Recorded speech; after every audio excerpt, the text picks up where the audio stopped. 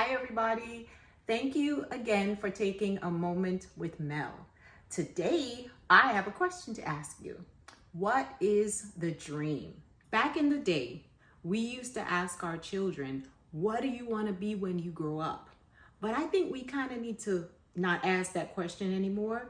We have to ask the question, what is the dream? We have to find a way to help our children monetize what it is that they love to do and have that be what it is that they are doing as their career. Can you imagine how amazing and how much happier our world would be if people were actually doing what it is that they love for a living? If everything that they did, time went by really fast and they put all of their energy into doing what it is that their spirit told them is their calling on this earth.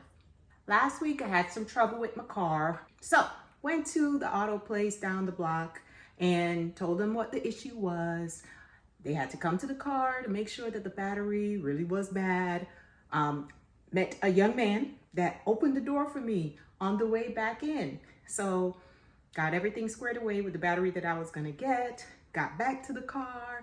He was almost done. And something in me just said to ask him, do you really like cars? You know, have you always liked cars?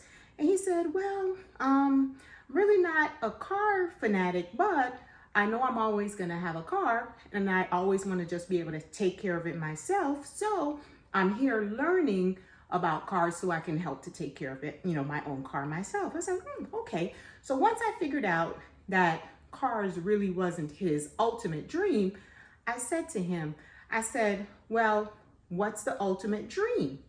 So he looks at me really, really puzzled because I'm not sure whether anybody hasn't asked him that question before or whether he just was like, okay, I'm trying to put in this battery. Why is this woman asking me this question?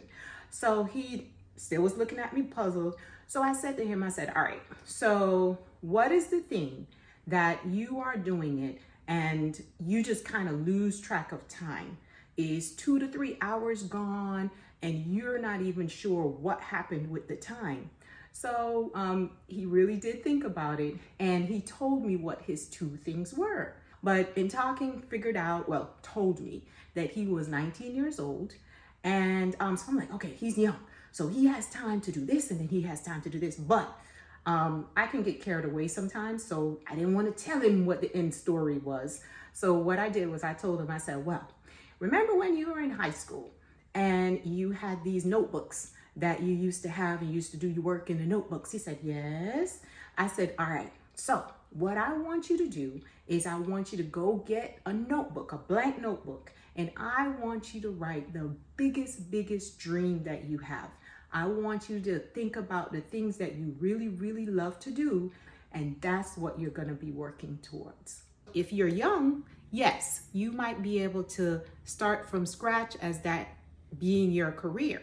And if you're a little bit older, you might already be established in your career and you might have that dream that you're doing on the side until it makes enough revenue for it to become your main job. But whether you're young or whether you're young at heart, the question of the day is, what's the dream?